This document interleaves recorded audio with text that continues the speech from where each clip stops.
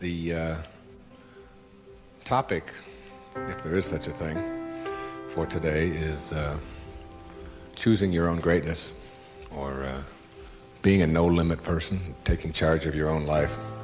Something I really believe, that you are the sum total of all of the choices that you've made up until now. And anything about yourself or your life that you don't like or isn't working or isn't mobilizing you is to be looked at in terms of, can I grow? Rather than, why did I do it, or isn't this wrong? See, the two ways to motivate yourself are deficiency motivation, which says, where I am I don't like. I don't like what I've done. I don't like the fact that I can't do this well or I can't do that well. So I will list these things in my own repertoire, and then I will be constantly trying to repair those deficiencies, always assuming that I'm deficient, that there's something wrong with me, and I'm trying to fix it. And when you do that, you spend your whole life doing that. And you never arrive, because your life becomes a series of trying to get someplace else. And it is, if you follow that, if you live that, if you behave that, then what happens to you is you become a person who will always suffer from this disease called more. You always have to have more. Because whenever you are getting where you want to go, let's say you want $100,000 in the bank, and you work, and you struggle, and you deny yourself, and you do all of those things, and you finally you get there, and here you are, you got $100,000 in the bank. All of this stuff over here is, of course, your life, and that is all you know. That's what you know how to, that's how you are. That is your being, that is your way of being. So that when you do get here, what you will do is say, this is not enough. A no-limit person is never operating from deficiency or from lack in their life. They're never saying, I don't have enough. You see, you're never going to get enough. You already are everything. You're everything that you need. Think of it for just a moment. Everything that you need to have total bliss, perfection of your life, you already are. You already have it. You came into this world with nothing. That's how you're going out. And the time that you have here, what you have is your uniqueness, your specialness. And you don't need anything else. Now think on this. If you don't know how to appreciate what you have and where you are in your life, you don't need anything else. Because if you do get something else, you won't know how to appreciate that either. You'll just want more. Or you'll want it to be different. Or you'll want it to be the way it used to be. Or you'll want someone else to be the way you think they should be. Successful people, or no-limit people, or self-actualizing people, or inner-directed people, whatever labels that have been put on them by great thinkers and philosophers and therapists and people that have looked at human beings, these kinds of people are people who always have enough. There are some people, if you invite them over and you say, you know, I'd like you to come over tonight, and I'd like you to stay over if you can, instead of having to drive back. And they'll say, well, can you stay? And I say, well, I don't know if I can stay or not. Well, you could sleep on the cot. Oh, no, I could never sleep on the cot. I can't sleep on cots. I got a sciatica, don't you know that I have back pain, and cots, no, that's out of the question. I couldn't sleep on a cot. And what about breakfast? Well, we don't have any food, but we have some old grapefruit that are in the refrigerator. They have a few spots on them. Oh, no, I could never eat grapefruit. And spots? No, thanks. I can't eat grapefruit spots. I just couldn't do that. And these are people who never have enough. They are not able to be flexible and to change. And there are other people, if you say, would you like to sleep over? We got a place in the sewer.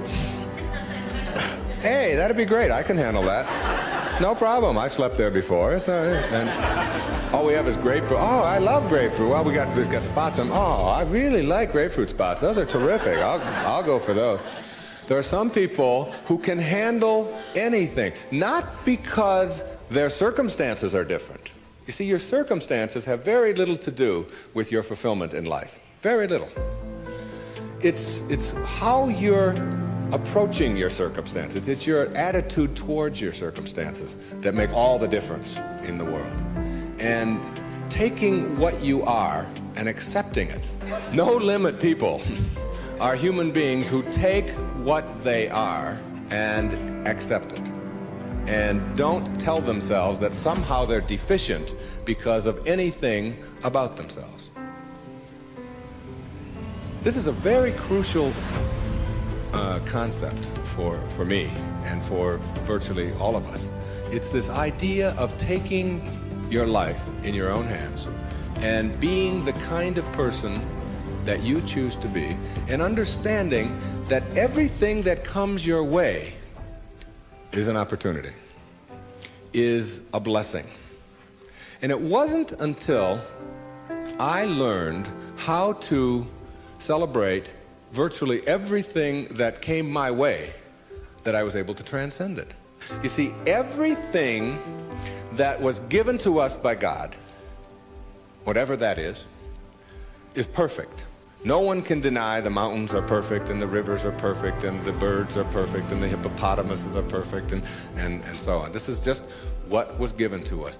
Everything else that you have on our planet, that we have on our planet, comes about as a result of thinking.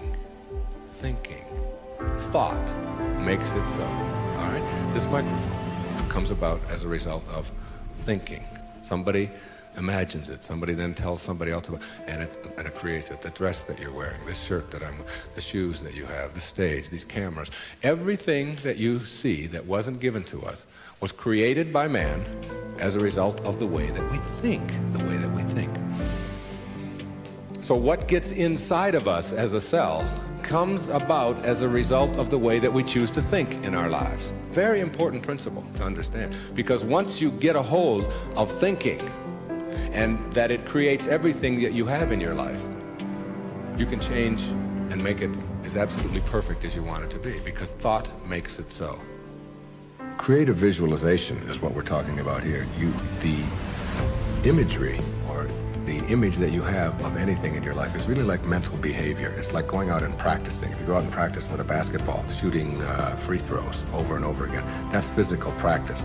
Imagery is mental practice. It's mental behavior.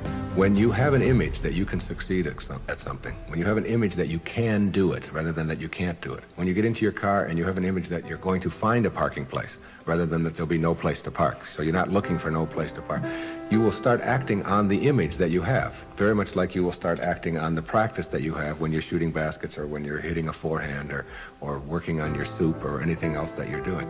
Bucky Fuller, who I served with on the Hunger Project Advisory Council for 9 years, who died not too long ago, said that 99% of who you are, you can't touch, you can't see, you can't smell. 99% of you is untouchable, unsmellable, invisible. It is what Ken Kais has called your conscious awareness. It's what looks out behind those eyeballs. What is that? It isn't cells. It's some kind of conscious awareness that you are. And make no mistake about it, you've occupied a whole lot of bodies already. Now, this is not reincarnation talk. Although, I don't know about this reincarnation. People ask me if I believe in it. I said, well, I taught in a junior high school in the inner city of Detroit for 4 years. And I saw those dead bodies come to life every day at 3 o'clock. So I believe in reincarnation, all right? Now, if 99% of who you are, you can't touch and you can't feel and you can't smell, then what is it? Who is it? Where are you? What is this thing called your essence or who you are? And where does it go? Now think of this. You were in a body. I have a little baby girl who's 11 months old. And we were all in a body that size. Well, it's only a body about this big. Got fingers only this long. You know? Got tiny, tiny little parts all over the place. I mean, she's only this tall. Now, is that her? Is that her essence? Because I have other children who are much older, and I am much older than that. And I can remember being 3 and being in a different body. Still me, still my essence there, different body, totally different. Doesn't even look anything like when I was 11 months old. And then I was 13 and had a funny body at 13. But still my essence was there in a whole new body. Hairs growing all over the place that I didn't understand, all kinds of things happening to it, you know. Then hairs falling out of it later on, you know. Looking at those hairs that fall out and say, what held it in yesterday? You know, what, I don't know. I don't even understand that, okay? And so it's like who I am has been in many, many bodies already, all right? And that essence, you see, everything on our planet that is alive can never die. It can never die. Life doesn't die. It just transforms. It just moves on to new places and new ways of being, new ways of being. And the way of being that is the most transcendent of all is this way that comes from seeing yourself as love and only having that to give away. Only having that to give away. Let's say I were to stand up here in front of you and just visualize for a moment that I have an orange. And I take this orange and I squeeze it as hard as I can squeeze it. Okay. What's going to come out? Juice. What kind of juice? Orange juice. Apple juice? Any chance? Once in a while? Come on, now and then. A little mango juice come out of an orange once in a while? No mistakes, right? Never, no matter what. Next question. Everybody passes. These are easy, okay? Why, when you squeeze an orange, as hard as you can squeeze it, does orange juice come out? Because that's, not because it's an orange, because that's what's inside, isn't it? On our planet, when you squeeze something, what comes out of it is what's inside. Not too difficult, all right? Does it matter if your mother squeezes the orange? Does it matter what instrument she uses? Does it matter if you just had your period and then you squeeze an orange? Does it matter if your boss squeezes it? How about if your kids do it? Your kids squeeze an orange. Does it matter? Does it matter what time of day? Suppose they do it at noon, all right? How about at 4 in the morning? Does that matter? Whenever you squeeze an orange, the only thing you get out is what's inside, right? No arguments. Same thing works for you. Same principle works for you. It's a principle of the universe, all right? Someone squeezes you. That is, someone puts pressure on you. Someone says things about you that you don't like. Someone puts attention on you, whatever. Your boss says something to you that you don't like. And out of you comes anger. And out of you comes hatred. And out of you comes fear. Or out of you comes stress. Or out of you comes tension. Why? Is it because of your boss? The way they squeeze you? Never. Is it because of your mother? I mean, she really can be a pain sometimes, right? Is it because of your children? No. What comes out of you always when someone squeezes you is what's inside. This is the vital principle of being a no-limit person. It's so crucial to get this and understand that. That if you have any hatred in your heart for anyone in this world, or any anger, or any fear, or any of those things, it has nothing to do with the rest of the world. It only has to do with what you put inside. Now, how does what gets inside of you get there? That's the key. How does it get there? As you think. Only as you think. You see, there's no anger in the world. There's no stress in the world. There's no tension. It's perfect. We've already established. It's perfect place. It works just fine. It's all flowing the way it's supposed to flow. The evidence for it is, it is. That's all the evidence you need. Just look around you. Everything out there is a miracle. Everything, including you. There are no mistakes. It's all perfect. And everything that happens to you in your life, whether it's a trauma, whether it's a disease, whether it's somebody treating you in a certain way, there's a lesson in all of it. No limit people understand the lesson in life, and therefore celebrate the lessons. It's true. And when you get to that point in your life where you're not cursing the things that come your way and blaming the things that come your way, and particularly blaming it on somebody else. And you'll hear it all the time. She hurt my feelings. How's that possible? How can anybody hurt your feelings? Your feelings come from your thoughts. No one can hurt your feelings without your consent. No one can make a fool of you without your consent. No one can embarrass you without your consent. These are choices that you have that come from the way that you think. Someone calls you a name. Hey, stupid. And you turn around. I didn't even tell anybody I was coming. How did they know that, all right? And then you blame the person who called you a name. Instead of saying, that's just their opinion. That's just where they are. That's where they are on the path. And it's okay. All of you are in relationships, right? Everybody has a relationship of some kind or another. In your relationship, you have any problems? Any of you have a relationship, you don't have any problems? I'd like you to take this microphone. I want to sit down and listen to you. Everybody in a relationship has problems, don't they? Right? Now, when you say, I'm in a relationship, I got problems. Therefore, there's something wrong. Something's really wrong, right? Now, if you're in a relationship and you have problems and something is wrong, you got to call in a consultant, right? You got to call in somebody to help you with the problems. You don't want the problems to go on. Who are you going to call in? You only got yourself. That's all you got. You might get a therapist once in a while, but they got worse problems than you do. The only consultant who can help you with your problems is you. And who is that consultant that you're calling in? We've already established that there's something wrong with that person, right? Something wrong. So now you're going to call in a disabled person to deal with your problems in your relationship, right? Now this is a really sick approach to curing your problems.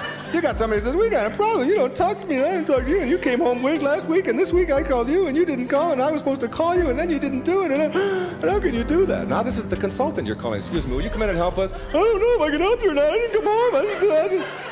That's the person you got to deal with your problems. All right? Now what you can do is you can change all of that around. You can say, I'm in a relationship. We got problems. There's nothing wrong with that. That's the way things are.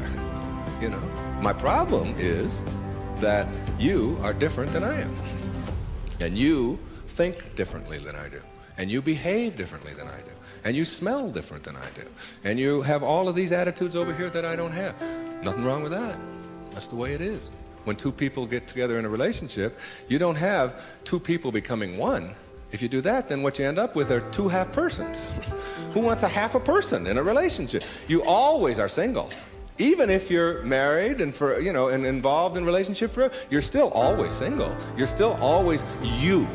Your unique, special, perfect self that is not trying to love, but who is love, who lives love, who is being love. The same as if you pray to God and say, God, will you please help me with my problems? And want God to do it for you. Never happen. You've got to be God, not be afraid to carry God around inside of you. If you want to get healed, you have got to understand that you're not going to get healed if you are asking someone else to heal you. And ask any doctor that you know, any surgeon particularly, who's taking somebody into surgery, and ask them which person has a better chance of living, of surviving, say, serious surgery. Is it the one who has a will to live, or is it the one who's just given up? And the surgery and the cases are exactly the same, all right? But the person who has that will, which we can't define, you can't go out and get a bucket full of will and bring it in there. It's an attitude, it's an approach, it's a belief, all right, that you can do something. And when you have that belief about yourself, then you've got so much better opportunity to be well in your life. And a belief is everything. I don't know if you've ever thought of that. I watched a little girl, 5 years old, learning how to swim. And she's holding on to the edge of the pool, and she wants to get over here to the steps. And it's just 5 feet or 6 feet, and she'll let go and then she'll hold on again. And she'll let go and she'll hold on again. And finally there comes a time when she lets go and goes for it. Okay, you've seen this with your children, and what you ask yourself is, in the moment before that when she was holding on, and then look at the moment afterwards, does she have any different skills? What's changed? Yeah, the skills she didn't have any new skills. She didn't learn any skills in that second. What she has is a belief that she can do it. And when you believe it, when you really just believe that you can do it, that's what allows you to swim. And when you think about it now, do you know how to swim? Yeah, so when you dive into the water, you don't think about that. You just know when you dive into the water, you can swim. You don't have any necessary swimming skills or anything like that. Or when you get on a bicycle, you get on, you know that you're going to, unless you believe you can't, because you've never gone out there and tried it and worked on it and done it. I told a story of a patient of yours who had that very problem, who said she didn't know how to ride a bicycle. Yeah, Gail, who came to me many years ago. And you know why she said she couldn't ride a bicycle? Because her mother wouldn't let her get on one. Cop out. Yeah, absolutely. And she had these beautiful big white teeth, and her mother had always told her you could fall and break your teeth, and I wouldn't want that to happen to you. So here she was now in her 30s, and telling me that she couldn't ride a bike, and she was in therapy. And I said to her, okay, let's go. She said, go? Where are we going? I said, well, I've got a bicycle downstairs, and I'm going to show you how to ride a bike. I'm going to have you teach yourself how to do this. She said, look, I didn't come here to pay you the kind of money that I'm paying you to have you teach me how to ride a bicycle. I came here to find out why I can't. I said, oh, well, you're going to need another 30 seconds of therapy, easy, okay? The reason you can't is because you never got yourself on a bicycle. And until you do, you never will know how, and you just believe that you can't. Oh, that's the end of that. There's no more to talk about that. Now, what we have to do is get you to get out there, and we went downstairs, and it was a woman's bike, and I've helped a lot of people to teach themselves how to ride a bike. And what you do when you help someone to teach themselves how to ride a bike, because you don't teach anybody how to ride a bike, okay, is you let them do it all themselves. You let them hold it, you let them balance it, you let them move with it, you let them put the pedal down and move it themselves, and you stand back. You say, no, when you're ready, and then you move it, and you hold on for a second, then you put your foot back down, and you practice it and practice and practice that all yourself, with just someone encouraging you. And before long, in just a matter of minutes, when I tell you it was minutes, and this woman had never been on a bicycle before, she rode like 2 blocks on a bicycle. She couldn't believe that she now had a belief. Being, to me, means seeing the greatness and the uniqueness in you, and never letting anybody else convince you to the contrary. When people ask me, come on, you're always talking about being up and you're always positive and so on, you mean to tell me that you're always that way? I say, yeah, I really am. And it isn't because I'm out there doing something in an artificial way. It's an authentic response to my having gotten the junk out of me. And the junk is the way that I used to think, the way that I used to think. Think for a moment, if you can visualize right here, a clock. Big clock. And the hands on the clock go from 1 to 12. The clock starts right out here with the minute hand, and it goes over towards the 3, the hour hand, minute hand. And that's the time in your life when you are moving away from yourself, from your true self. That's the time when you are trying to put other people down, trying to prove that you're bigger or better than somebody else, trying to make yourself right all the time, as opposed to being with somebody else. It's like you're moving away, and a lot of people spend a lot of time moving away from their true self, because your true self is this little child. It's this beautiful little child inside of you that has only love and acceptance for everything in the world, and no dis-ease, no absence of ease. You move away towards the 3, and then you move down here this way, and you're still moving away from yourself until you hit the 6. The 6 is the point in your life, symbolically, metaphorically here, when you are the furthest away from yourself that you can be. It's the low point in your life. It's the point where many people break down, or many people break down their relationships, or they feel full of despair, they feel full of hatred, whatever it may be. And a lot of people die then. A lot of people are put into hospitals then. A lot of people have to really seek out therapy then, and so on. And when you're at that stage. There's another part of the clock that goes from 6 to 12 that I think of as living in the light. And this is when, and see, this clock hand never can go back. It can't go back. It can only go this way. It only goes this way, as does life. It only goes this way, forward. In this period, this place between 6 and 12, that's when you start coming back to yourself. That's what enlightenment is. That's the pathway to enlightenment. When you send out that stuff that is destroying you, that's killing you in one way or another, and you move yourself back over here, and eventually you get yourself all the way back. This is the light over here. This is the place where you can't go back. You'd be tempted You might be tempted to steal. You might be tempted to use anger. You might even slip a little bit, and you catch yourself. I can just not too long ago, there was we got a problem with our sprinkler in my home. One of the sprinkler heads is off, and if you ever seen that happen, you get a gusher going up there. And I've been wanting to get that thing replaced for the longest time. I'm walking out of the bank, and there's a sprinkler head right there in front of the bank. Now, I practically own this bank, okay? So I'm going to go there every day, and I do a lot of business with this bank. And I'm looking at this sprinkler head, and I think, all I have to do is just unscrew this thing. It wasn't on or anything. They'll replace it tomorrow morning. It's 98 cents or whatever. So I actually get down there, and I look, and I start turning the sprinkler. And then I start thinking, do I want this karma? Do I want to steal? Do I want to take? I know it's only a 99, and if I went into the bank, they'd probably give me one anyway if I asked them. And then I just turned it back, and I said, if I want a sprinkler head, I'll go and buy one for myself. This doesn't belong to me. It was just like a split second of weakness there or whatever, but it illustrated to me that I can't go back there. I could never. And there was a time in my life when I could have done that. I can be absolutely frank with that. I could do that. I can't go back there anymore. That's where you start.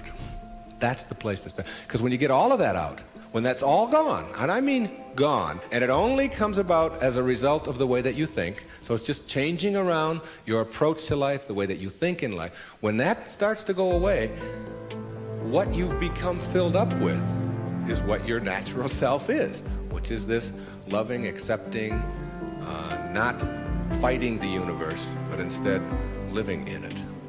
And going with the flow and all of the kinds of cliches that you've heard 1,000 times. That's the metaphor there. And you see, every time you try to go back, you can't do it. You can't do it. And the ingredients that make for a no-limit life are 5, in my opinion. The first is quality rather than appearances. You begin to change your thinking from appearances and how things look and how other people view me, okay? Because every time you find yourself upset in life about anything that anyone else has said, what you're really saying is what you think of me is more important than what I think of me, all right? So you change from appearances to what I call quality thinking. Quality. What is the quality of my life, rather than how does it appear to others? Now, do you tell yourself that because my friends don't like me, that means there's something wrong with me? No, that's what you have to learn. That another person's opinion is just that. It's their opinion, and that's all it is. Every time you are upset, or your children are upset, because of what somebody else says about them, including their peers, what you are really saying in that moment, and this is really important, what you're saying is, what you think of me is more important than what I think of myself. And you must never give anybody that kind of power and control over you, because they will always have it. The funny part about approval, for those of you who really want it, now I'm here to tell you that I like approval. I enjoy it. I find it one of the most exciting things in the world. I like it when people read my books. I love it when people applaud. I like it when people tell me nice things and all. I like approval. I'm the first one to admit it. What I don't do is I don't need approval. There's a big difference between wanting approval and needing approval. When you need approval, it means you become immobilized when you don't get it, from making other people's opinions more important. Now, for those of you who say, yeah, but I want approval and I need it, and if I don't get it, and so on, then understand this. The people who get the most approval in life are the ones who care the least about it. And the ones who get the least approval are the ones who are always going after it. So if you want approval in this paradoxical way that I'm talking about it, stop needing it. Stop concerning yourself about it. Ask yourself, who gets the most approval in life? Think of the person that gets the most approval, and you'll see that that person couldn't care less what other people are thinking. They're so busy being, they don't have time to notice what their neighbors are doing. Thoreau said this, he said, if you advance confidently in the direction of your own dreams and endeavor to live the life which you have imagined, you will meet with a success unexpected in common hours. What that means is that success is not something that you can get in life. Success is an inner process. Success is something that you bring to everything you do in your life. It isn't something you get out of what you do. And when you get that, and you learn how to get the junk out and advance confidently, doing what makes the most amount of sense to you based on your inner signals and the one issue of morality, which is you never interfere with anybody else's right to do the same. Each person has their own right to advance confidently in the direction of their own dreams. And when you violate that, you're violating the principle of the universe, the essence of the universe, which is cooperation and harmony. Then success will begin to chase you. And it will come into your life and arrive in your life in amounts that you never dreamt of before. That you never dreamt of. Things will start happening to you that you would never imagine before. I'm working on a book right now that's going to be called You'll See It When You Believe It. When you start believing in some of these principles, you'll start seeing things that you were blind to for so long. When you were back here in the 2 and the 3 and the 4 and the 5, when you were moving away from yourself, as long as you're moving back towards your universal essence, your harmony with yourself, your cooperation with the rest, things will start happening in ways that you never dreamt of. Jung called it synchronicity. And it's a term that we use to explain how unexplainable coincidences sort of happen in our life and how come these things happen. I'm going to share a couple of those with you before we leave. The quality versus appearance in your life means that you get that inner candle flame working in a way that gives you quality, independent of what other people think of you. Maslow, in defining self-actualizing, no-limit people, said they are independent of the good opinion of other people. Of the good opinion of other people. Independent of it. They're so busy advancing confidently, doing the things that make sense, and bringing success to changing their baby's diaper, and bringing success to weeding their garden, and bringing it to the job. They bring it on the airplane, so that when they run into somebody who is rude to them, a stewardess that is rude, they don't see it as an attack on them. It's just where they are, and they send them love. Help them a little bit, you know. They're kind. When somebody wants to get in on the freeway, and they're one old temptation when they were on the 1 to the 6 side was to say, oh yeah, nobody's getting in front of me, I'm getting there first. It's like they slow down a little bit. They don't have all that type A stuff of having to beat somebody else and having to defeat somebody. It's a new way of being. It's a way of quality where your harmony allows you to cooperate and you are a part of what this whole thing is about. New way of being, quality rather than appearances. Another new way of being, very important. Living your life on ethics rather than rules. Ethics rather than rules. All these rules, all these ways of having to do things, somebody else dictates to them. Do you know that some of the most immoral acts in the world have been perpetrated in the name of the rules? These are the laws. What do you think Nazi Germany was all about? Everybody doing all these horrible things to other people. I'm only doing my job was the defense we all heard at Nuremberg. I was just doing my job. If it's an immoral rule, it's immoral to obey it. And self-actualizing people, as Maslow tells us, have rules inside of them that they could never obey, never disobey, ever. And they have to do with ethics, how you treat people. How do you think we get to where we are now? You know who Rosa Parks was? The woman in the South, the black woman in the South who said, not today, I'm not going to the back today, no way. I know what the rules are. The rules were all over the place. If you needed a reminder, there were signs every place, colored in the back, white in the front. And she said, no, I'm sitting here. And that made all the difference. Ethics, not rules. When your children start disobeying rules that need to be disobeyed, don't be surprised. When I was in the service, they had a policy on Guam, where I was stationed, which would not allow the Guamanian civilians to shop in the PXs and the Navy exchanges. But they did allow all other civilians to shop in the Navy exchanges and PXs.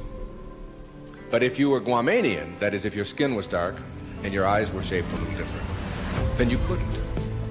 A clear, outright violation. I was a serviceman. I was in the Navy. I was a communications cryptographer. They had a newspaper in the Guam Daily News, and it said, "An invitation to speak your mind." And it was a letter writing contest. And they offered $75 to the first prize winner. $75? This was 1961. That was a fortune to me. That was a month's pay in the Navy at that time, almost.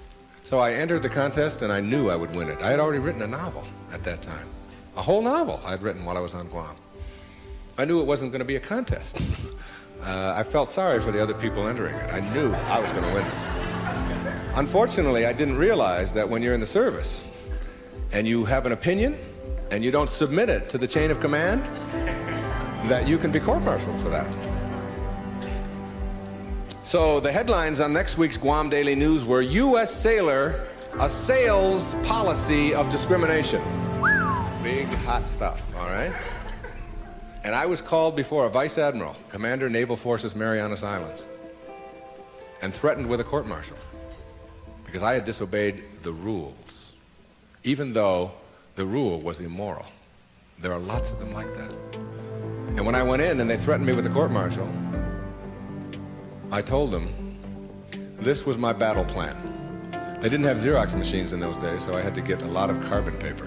I wrote a letter to President John F. Kennedy, and I wrote a letter to the Secretary of the Navy, and I wrote a letter. My hometown was Detroit. I wrote a letter to the Detroit News and a letter to the Detroit Free Press, telling them what was happening to me as a result of just expressing my opinion about an immoral act that was going on over here on Guam.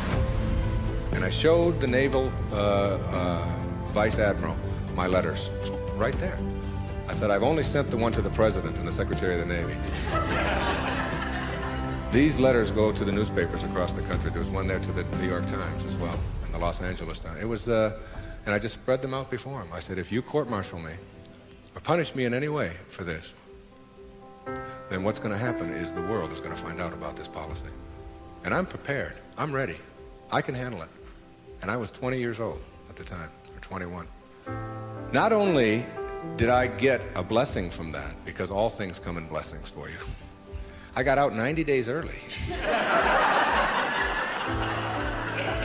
And they stamped on my record, PI, because the President took it up and sent it to the Secretary. Must have. And I never heard from him, but PI on your record means political influence. And they don't like anybody with political influence in the military. And as soon as they saw that, they said, "This is somebody we probably will be giving a discharge real soon." There was no court-martial. And in September of 1962, a brand new policy was initiated on Guam, which allowed any civilian to shop in the Navy exchanges. And it came about as a result of someone saying, these rules are immoral, and therefore it's immoral to obey them. New ways of being, ethics rather than rules. And when your kids want to know why, how come these rules are so stupid? How come we have to do this? Encourage them to change them. My mother always did that. She would have to help me get out of the messes that I got myself into, because I did it in my impetuous youth. I would just, when they would say to me, "What's more important, your job or school?" I was just honest. I said, "My job, of course." That's how I felt in those days. But what you do put out in the world is exactly what's coming back to you. And if you find things coming back to you that you don't like and don't understand, don't ask yourself why these things are coming to you. Ask yourself what you're doing to make them come back to you. And when you start putting the responsibility on yourself, you'll start seeing dramatic changes. Dramatic changes. A new way of being. Instead of ethics, instead of rules, ethics. Another new way of being. Instead of looking all your life for achievements and externals, try living your life on knowledge for the sake of knowledge. Knowledge instead of achievement. For the sake of knowledge. Being in a context in which you don't have to collect a lot of merit badges. You don't have to collect a lot of awards and other people's value judgment. That you go to school or you go out into the world or you read or whatever it is you do because it makes sense to you, not because of what somebody else is going to put on a transcript or where you're going to appear in a class list. We need to help our children to understand and value the importance of knowledge for the sake of knowledge, and doing things that make sense rather than taking the easy way. Knowledge rather than always trying to achieve. We're in an achievement-oriented society, which tells us that we evaluate and judge a human being based upon how many achievements he has. But most of the people who get caught up in that trap and are always in this circle of trying to get ahead, trying to always get ahead, their reward for that almost always is higher blood pressure, ulcers, early deaths, and even things like cancer, we're beginning to find out, are related to the kinds of stresses that we have. And remember, it's a perfect universe. There's no stress in it. There's only people thinking stressful thoughts. And when you put that pressure on yourself to always achieve and get ahead of the other guy, you miss what it's really all about. There's nothing wrong with goals. It's falling in love with them that's the problem. It's not being able to be flexible and alter them. If you have a goal to get here, to get $100,000 in the bank, to get to this promotion, to get 2 cars in your garage, to whatever it is that your goal is, and you're on your way to that, and you're always working at the goal, all of this stuff on your way to the goal is called striving, and that's what you learn, striving. And striving is a very low-level place to be. When you get to your goal, because all you've ever known is striving, you will just always suffer from this disease called more. You will just upgrade your goal to $200,000, 4 cars and 2 houses and another wife and a younger one and all of these kinds of things. If you have a goal and you understand that every step along the way is a present moment to enjoy and to live, then the goal won't become any obsession. I don't have any goals. People ask me, where are you going to be 5 years from now? What are you going to be doing? What's next for you? I remember what Lincoln said, who to me was like the greatest person who ever sat in that White House. He said, I never had a policy. He said, I just tried to do what made the greatest amount of sense each and every day of my life as I sat there as the President of the United States. And I think there's something really significant in that you don't have to get it all planned out and follow a certain pattern and do it a certain way. If you just sort of trust your inner instincts and go with that and live each moment, the goal stuff will all take care of itself. But if you're sacrificing and pushing your life aside and suffering on your way to trying to get someplace, you'll never get there. It will always elude you, because once you get there, you'll just have to upgrade it. And that's because that's all you'll know. Nowness is that purest form of sanity, living in this moment and enjoying it. And all the rest of it will sort of work its way out.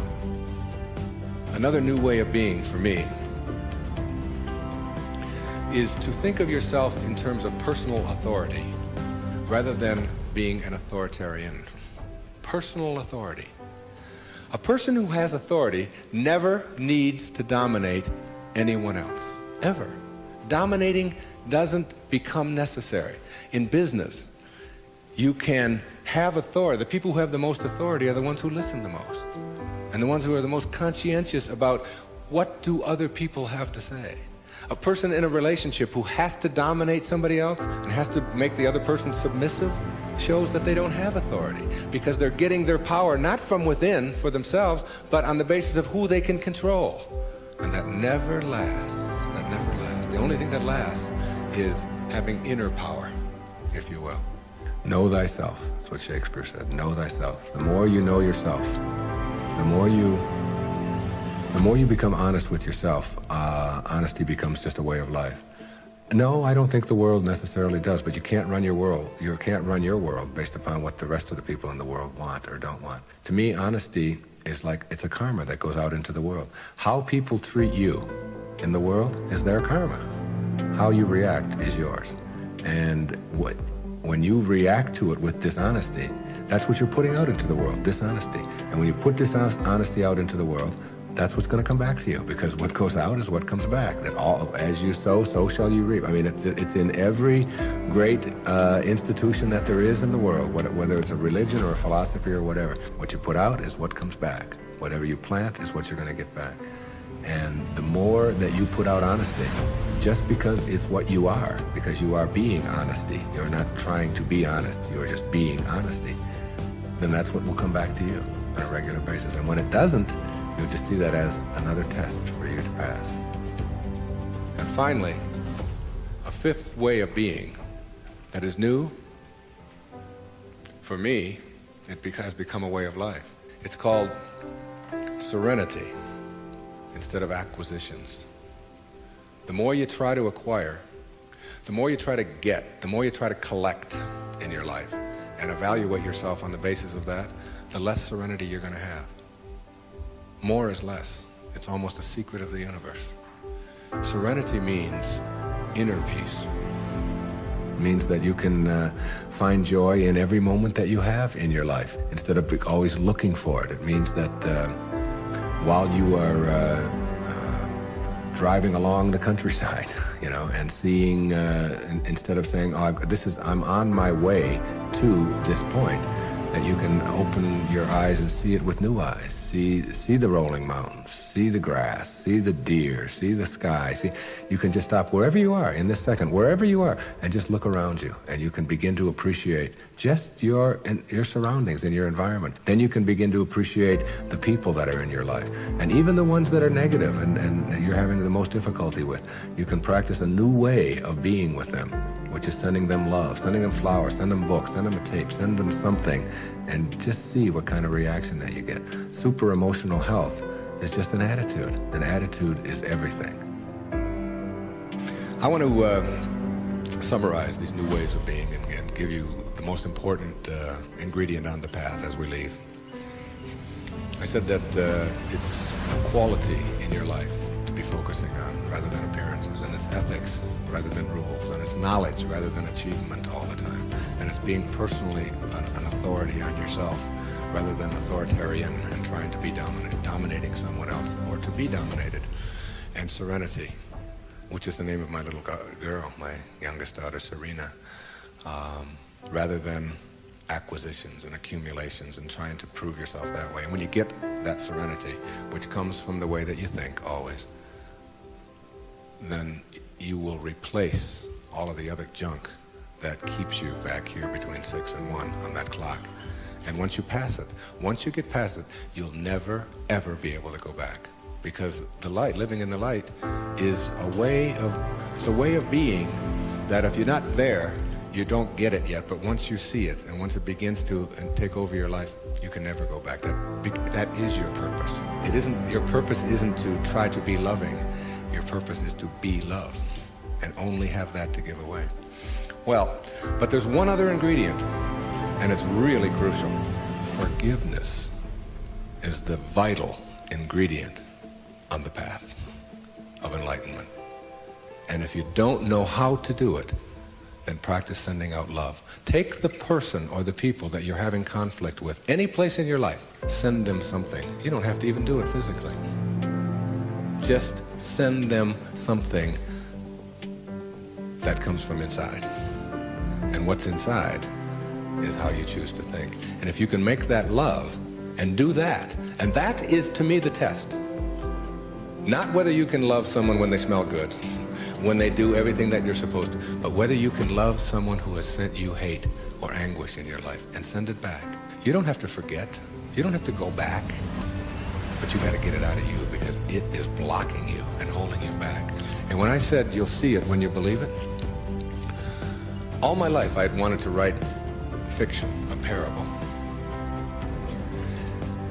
3-4 years ago, I decided to go off to Hawaii, to Maui, to Kaanapali Beach, and to write. Now, the books that had made the most difference in my life were The Little Prince, Candide, Siddhartha, Jonathan Livingston Seagull, Illusions, Alice Through the Looking Glass, Gulliver's Travels, parables, teaching parables, stories that can tell a message. I went over to Maui, and I sat down on the beach, and I'd been talking about writing this, I'd been talking about doing this, and it was something that... And I have a little girl, and her name is Sky, S-K-Y-E. I decided to reverse the letters in her name, E-Y-K-S, and put an I in there, which symbolizes the self, Icus. And I just created this parable of a woman whose name is Icus, who lives on another planet. The planet is Uranus. And it's a duplicate mirror image of Earth, only Icus can only see things as they are, not as we would like them to be. And therefore people are neurotic on Uranus because they have to be. She gives the anxiety attack report, if you will, because anxiety really does attack over there, and tells about anxiety coming in on the weekends and so on. Well, my visitor in my parable goes to Uranus, meets Icus. She cannot understand, as he describes Earth, why people would be neurotic by choice on Earth. Why would anybody be unhappy or depressed or miserable when anxiety doesn't attack, and when elevators really don't scare you, and when if you want a complex on Uranus, or you want to give a complex to your wife, you go to the store and buy one. It's just, what happened? Well, my husband gave me a complex, and it's true. Whereas on Earth, if you have a complex, it's because you've chosen to have one. She can't figure it out, okay? So she comes here, observes our people, and begins to see the secrets of the universe, and gives us these secrets, talks to the top leaders in our field. And that was my parable, and I wrote it. She gives all of these wonderful secrets, some of which I've been talking about here today. But what I want to tell you is that my wife gave me a license plate, and the license plate says Icus, okay? It's a vanity plate. And I was pumping gas on Federal Highway in Fort Lauderdale, Florida, and a little man from Greece came up to me, and he said, what means this Ephies, which is how you say that in Greek? And I said, well, that's just a word. It's my daughter's name spelled backward. It's a parable that I wrote. He said, no. He said, in Greek, that's a word. I said, what could that word be? He said, it means best wishes for all. You'll see it when you believe it. The great, big erroneous zone, the cosmic erroneous zone. If you get this one, you'll have it and understand it all.